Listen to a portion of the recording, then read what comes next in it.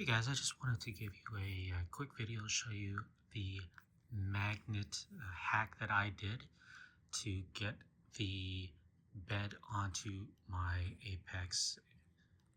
And so here's what I did.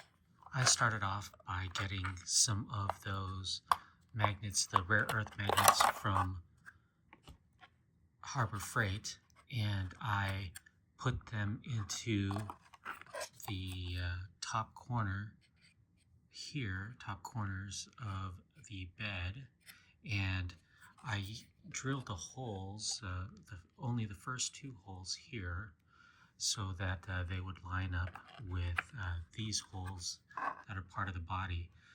I did not want to take away the option of just using the front, and so I tried to make this minimal as I could. So what I did is drill the holes, put the magnets on, and then put some magnets onto the body there.